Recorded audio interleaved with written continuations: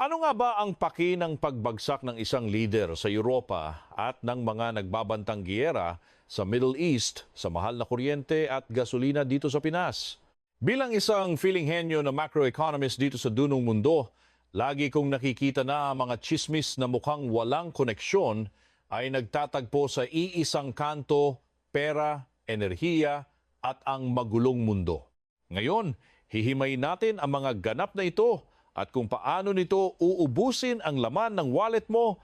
Sa unang tingin, ang muntik ng pagsipa sa pwesto kay Viktor Orban sa Hungary ay parang pang-Europa lang na drama. Sa kabilang banda, ang bardagulan sa pagitan ng Turkey at Israel ay mukhang hiwalay na gulo sa Middle East. Pero sa mundo ng macroeconomics, walang ganap na loner. Ang dalawang ito ay magkadikit sa iisang hibla. Ang magulong sistema ng supply ng enerhiya at ang daloy ng pandaigdigang kalakalan na wala tayong kontrol. Bakit ba natin kailangan pakialaman ng eleksyon sa Europa at ang tensyon sa Middle East? Kasi sila lang naman ang nagpapatakbo sa mga puwersang nagpapamahal ng bilihin at gastos sa buhay dito sa Pinas. Kapag gumalaw ang mga bigating bansa, ang mga bansang umaasa lang sa import gaya natin ang unang nakakaramdam ng sakit. Ang bawat banta ng giyera ay may ripple effect na umaabot hanggang sa presyo ng bigas at sa pamasahe, mong kulang na lang ay ginto.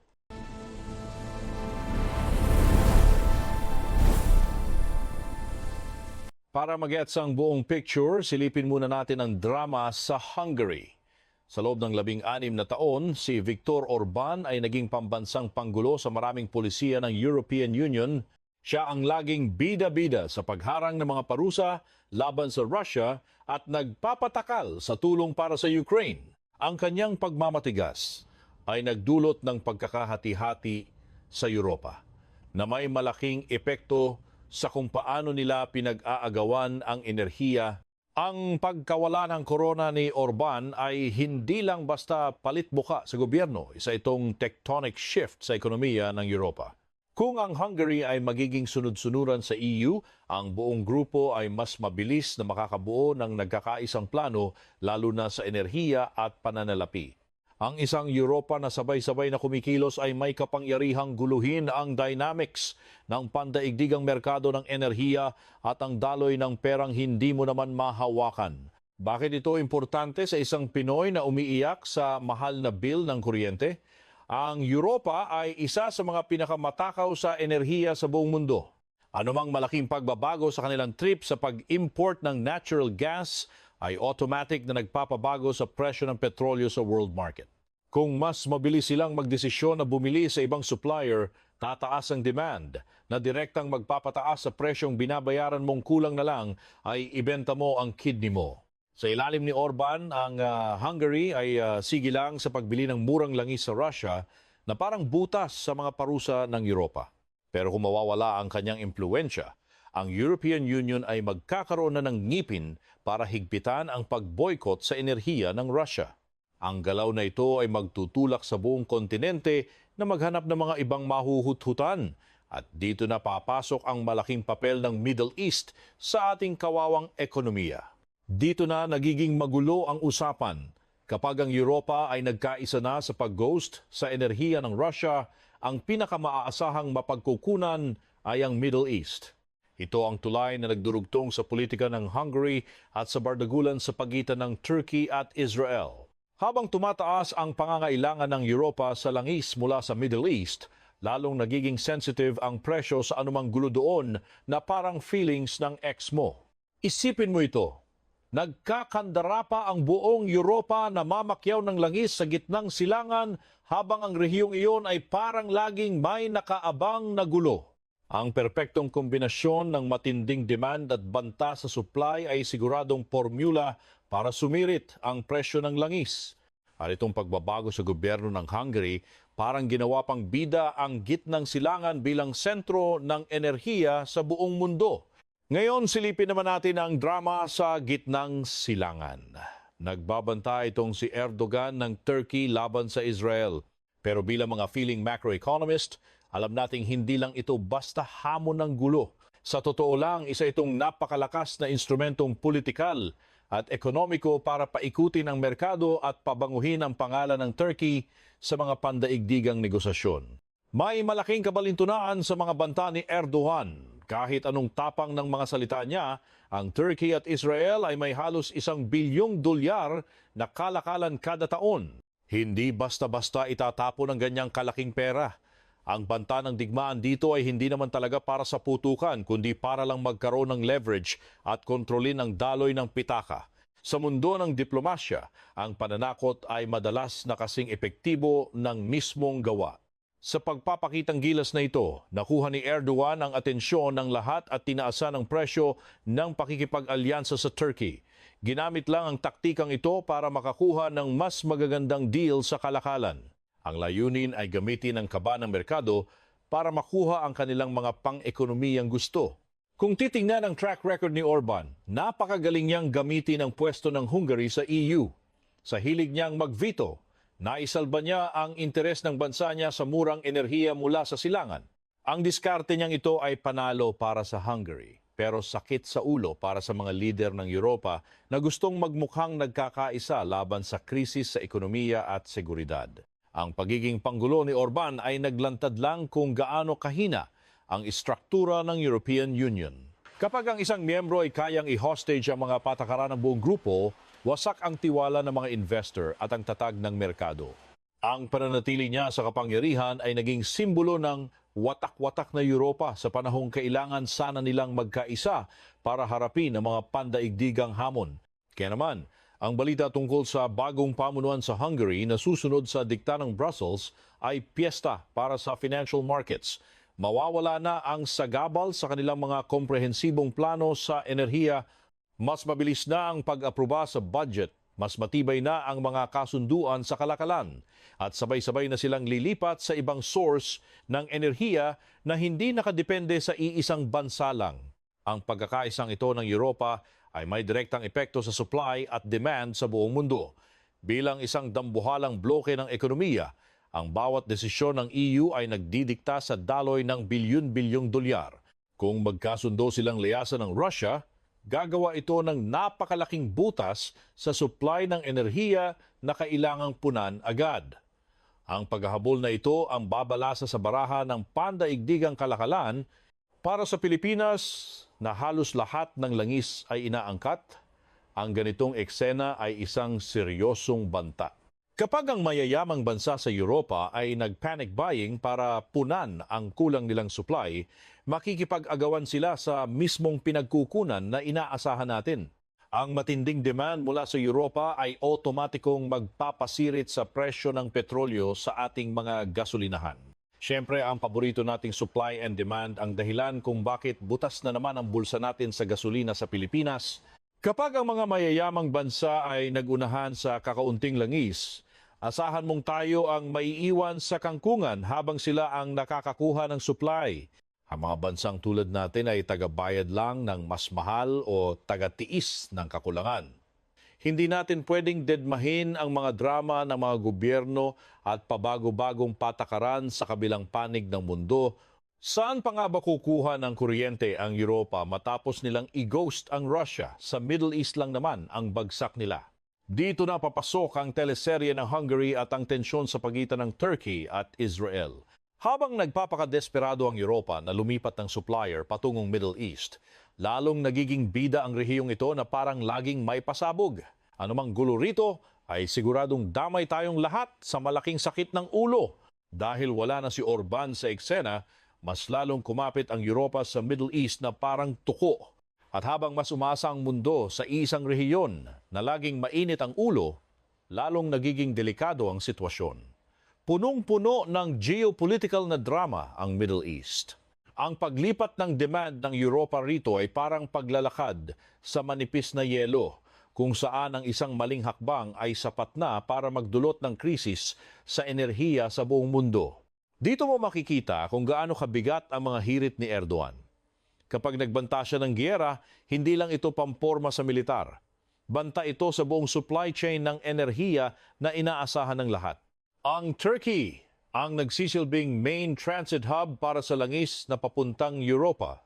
Kapag nagkagulo rito, sarado ang mga ruta. wasak ang mga pipeline at nga ang buong mundo dahil mapuputol ang supply na inaasahan natin. Pero bago tayo mag-hysterical, silipin muna natin ang tunay na agenda sa likod ng mga banta ni Erdogan. Bilang mga kunwari ay macroeconomist, tinuturuan tayong tingnan kung nasaan ang daloy ng pera. Sa kabila ng mga matatapang na salita, ang kalakalan sa pagitan ng Turkey at Israel ay bilyon-bilyong dolyar pa rin ang halaga. Ang ganito kalaking halaga ay patunay lang na tuloy ang ligaya sa negosyo nang walang aberya sa pagitan nila. Ang nakakatawang sitwasyong ito ay isang halimbawa ng geopolitical posturing o pabibulang sa politika. Ginagamit ni Erdogan ang banta ng giyera bilang strategy sa paggawa ng tensyon. Napapabilib niya ang kanyang mga mamamayan, lalo na ngayong lugmok ang kanilang ekonomiya at parang bula na naglalaho ang halaga ng kanilang pera. Ginagamit ang politika ng takot para pagtakpan ang mga palpak na diskarte sa sarili nilang lokal na ekonomiya. Bukod sa pagpapapogi, ang mga banta niya ay nagsisilbing babala sa pandaigdigang komunidad. Paalala niya na kaya ng Turkey na manggulo sa rehiyon kung hindi ibibigay ang mga hinihingi niya. Isa itong laro ng panggigipit para makakuha ng magandang deal sa kalakalan at mas malakas na boses sa negosasyon. Sa madaling salita, ang pananakot ng giyera ay isa lang tool para makahingi ng pabor sa usaping pang-ekonomiya. Kaya naman, ang tsansa na magkaroon ng totoong giyera ng buong puwersa ay napakababa. Bakit? Kasi masyadong mahal ang mag-amok. Kung totoong makikipag-upakan ang Turkey sa Israel, magdudulot ito ng pandaigdigang sakuna na wawasak sa ekonomiya ng lahat ng sangkot. Isang malaking lose-lose situation ito. Walang matinong tao ang talaga namang makikinabang sa pagbagsak ng pandaigdigang kalakalan. Ang isang direktang bakbakan ay magpapalipad sa presyo ng langis sa mga level na hindi pa natin nakikita sa tanang buhay natin. Bagsak ang stock market sa buong mundo at paralisado ang lahat ng kalakalan. Alam yan ng lahat ng mga bida sa kwentong ito. Kaya ang laro ay hindi tungkol sa kung sino ang unang magpapaputok, kundi kung sino ang pinakamagaling mambola at magmanipula para makuha ang maximum na pakinabang nang hindi talaga nagkakagiyera. Dito na pumapasok ang tinatawag na risk premium. Kahit hindi matuloy ang bakbakan, yung posibilidad pa lang ay sapat na para magpanik ang merkado. Ang mga investor ay masyadong advanced mag-isip kaya isinasama na yan sa kanilang kalkulasyon. Ibig sabihin, ang presyo ng enerhiya ay nagmamahal na ngayon pa lang dahil sa takot na baka may sumabog bukas. At ang takot na yan, may resibo at tayo ang tagabayad. Ibalik natin ang usapan sa Pilipinas, ang paboritong biktima. Paano nga ba itong risk premium na ito nagiging pabigat sa ordinaryong Pinoy? Dahil dakilang importer tayo ng petrolyo, anumang kaba sa Middle East ay direktang isinasalin sa presyo ng gasolina sa ating mga gasolinahan. Hindi na kailangan ng totoong giyera para tumaas ang presyo. Balita pa lang, sapat na para maramdaman natin ang butas sa ating bulsa. Kapag tumaas ang presyo ng gasolina, asahan ang chain reaction na walang preno. Unang biktima ang transportasyon. Siyempre, tataas ang gasto sa pagbiyahe ng mga produkto mula bukid patungo sa palengke. Ang mga super ay mapipilitang humingi ng dagdag pasahe. Ang pagtaas na ito ay ipapasa sa mga mamimili na magre-resulta sa mas mataas na presyo ng bigas, gulay, karne at iba pang pang-araw-araw na pangangailangan ng bawat pamilya. Ito ang mekanismo kung paano ang power trip sa kabilang dulo ng mundo ay nagiging sanhi ng inflation dito sa Pilipinas. Ang inflation na ito ang pumapatay sa purchasing power mo. Yung dating halaga na kayang bilhin ng pera mo ay lumiliit na parang bula. Ang mga pamilya ay napipilitang maghigpit ng sinturon at harapin ang mas mahirap na buhay dahil sa mga desisyong ginawa ng mga lider na hindi man lang nila kilala. Mayroon pang mas tahimik na panganib, ang paggalaw ng mga puhunan o capital flows. Kapag tumataas ang gulo sa pandaigdigang entablado, ang mga malalaking mamumuhunan ay biglang nagiging nerbyoso. Ang unang reaksyon nila ay ilabas ang pera mula sa mga emerging markets gaya ng Pilipinas and ilipat ito sa mga bansang mas safe. Ang pag-alis ng puhunang ito ay may malaking epekto sa ating pambansang kaban. Ang mga safe haven assets na ito ay kinabibilangan ng US dollar at ginto. Kapag ang puhunan ay biglang nag-ghost sa Pilipinas, ang halaga ng ating piso ay bumabagsak kumpara sa dolyar. Ang paghina ng piso ay malaking problema dahil ginagawa nitong mas mahal ang pagbili ng mga produktong inaangkat natin, lalo na ang langis na dolyar ang pambayad. Ito ay direktang dagdag pasanin sa ating ekonomiya. Ang pagbagsak ng halaga ng piso ay lumilikha ng isang vicious cycle na walang katapusan. Dahil mas mahal ang pag-angkat ng langis, lalong tataas ang presyo ng gasolina. Ito ay magdudulot ng panibagong bugso ng inflation. Upang kontrolin ito, ang Bangko Sentral ay mapipilitang magtaas ng interest rates. Ngunit ang pagtaas ng interest rates ay may sarili nitong negatibong epekto sa paglago ng mga lokal na negosyo at paglikha ng trabaho. Kapag tumaas ang interest rates, nagiging mas mahal ang pag-utang para sa negosyo. Ang mga kumpanya ay mag-aatubiling magpalawak na magreresulta sa mas kakaunting trabaho. Ang mga pamilyang nagnanais bumili ng bahay ay mahihirapan dahil sa mataas na buwanang bayad. Sa ganitong paraan, ang tensyon sa Middle East ay nagiging sanhi ng pagbagal ng ekonomiya at pagkawala ng mga oportunidad dito sa ating bansa. Kaya napakahalaga na tingnan ang mga ito sa malawak na pananaw, hindi lang sa kung ano ang viral. Ang pagbabago sa Hungary at banta ng Turkey ay hindi lang basta balita. Sila ay mga puwersang nagbabago sa daloy ng pera. Kapag ang malalaking bloke gaya ng Europa ay nag-aayos ng estratehiya, ang mga bansang gaya ng Pilipinas ay naiipit sa gitna ng malalakas na alon. Kailangan nating maunawaan ang mga alon na ito para makapaghanda. Balikan natin ang Europa. Kung magiging mas solid ang EU dahil mawawala na ang pampagulong si Orban, asahan nating mas magmamaldita sila sa kanilang trade policy. Maglalabas sila ng mga bagong regulasyon para sa mga produktong galing Asia, kasama na tayo roon para lang pilitin tayong sumunod sa kanilang mga standard. Ang ending, dagdag pasakit at gastos ito para sa ating mga lokal na exporter. Ang paglakas ng Europa ay recipe rin para sa polarisasyon ng mundo. Habang naglalandian ang EU at Amerika, nahahati ang mundo sa mga kampong parang mga magkakaaway na fandom. Ang ganito kalaking pagkakawatak-watak ay nagpapahirap sa pandaigdigang kalakalan at naglalagay ng mga harang sa galaw ng mga produkto. Para sa bansang umaasa sa free trade gaya natin, ang paghina ng globalisasyon ay isang malaking banta sa ating pagunlad. Parehong-pareho ang galawan ni Orban at Erdogan. Ginagamit ang geopolitics para sa sariling agenda. Biniveto ni Orban ang mga parusa para protektahan ang kanyang murang kuryente, habang si Erdogan naman ay nagbabanta ng giyera para lang makakuha ng suporta sa gitna ng krisis. Ang kanilang mga aksyon ay patunay na sa likod ng bawat desisyong pampolitika, laging may nakatagong motibong pang-ekonomiya.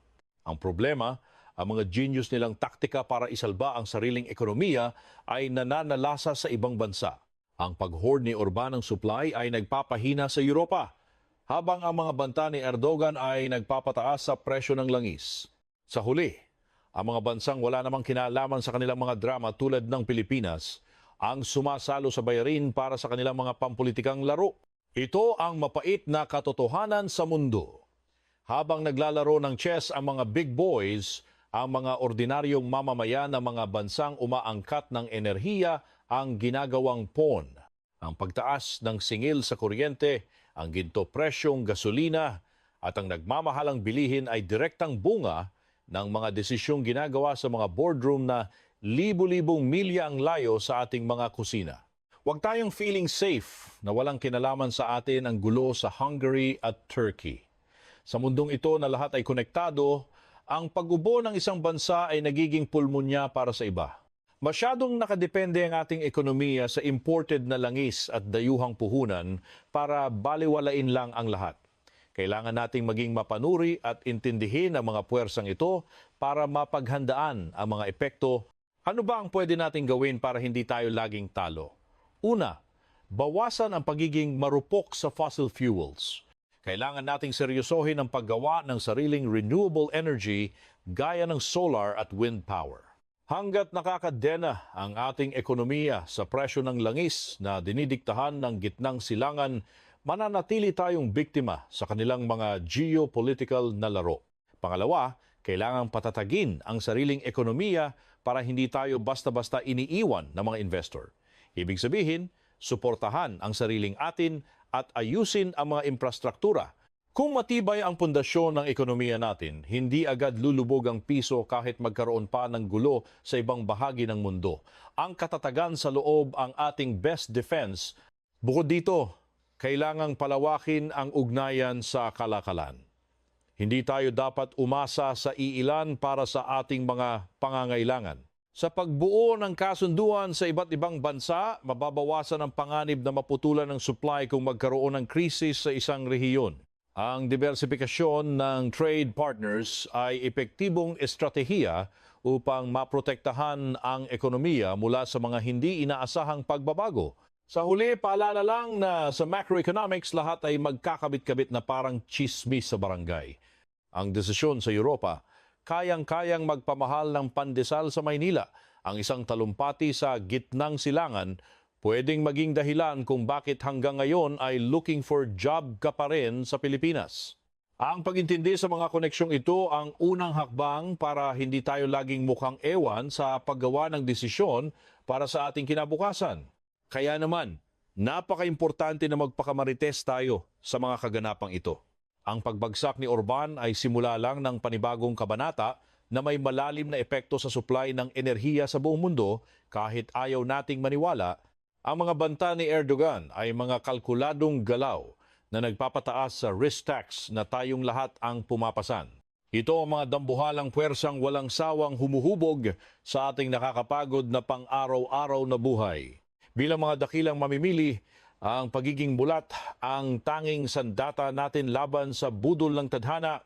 Kapag gets natin kung bakit tumataas ang presyo, mas makakapag-adjust tayo sa pagbabudget at paghahanap ng kung ano-anong alternatibo. Hindi man natin hawak ang leeg ng mga leader na yan, kontrolado naman natin kung paano tayo mag-react. Ang kaalaman sa macroeconomics ay hindi lang para sa mga feeling eksperto, para ito sa bawat Pilipinong pagod na sa kakaasa sa swerte.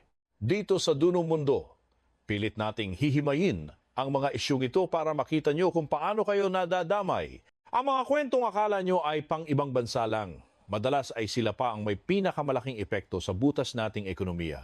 Sa pagbusisi sa mga pandaigdigang uso at pag-unawa sa mga motibo, mas nagiging handa tayong harapin ang anumang sakuna. Ang edukasyon sa pera at ekonomiya, ang tunay na susi sa pambansang katatagan, hindi lang puro resilience script. Para ibud ang lahat, ang pag-exit ni Orban at ang banta ng bagong digmaan ay hindi magkahiwalay na teleserye. Bahagi sila ng iisang sirang makina ng pandaigdigang ekonomiya. Ang pagbabago sa Europa at tensyon sa gitnang silangan ay nagtatagpo sa isang masakit na punto. Ang supply ng enerhiya at daloy ng pera na nagpapatakbo sa mundo, pati na sa ating bansang laging nasa gitna ng gulo. Sa modernong panahon, ito ang mapait na katotohanan. Ang isang boto sa Hungary at banta ng giyera sa gitnang silangan ay sabay na magpapakita sa bill mo sa kuryente at resibo ng gasolina. Ganyan kalupit gumana ang ekonomiya ngayon. Walang ligtas, lahat damay. Ako po ang inyong macroeconomist mula sa Dunong Mundo, nagpapaalala na ang kaalaman ng unang hakbang para hindi tayo laging dehado sa kinabukasan.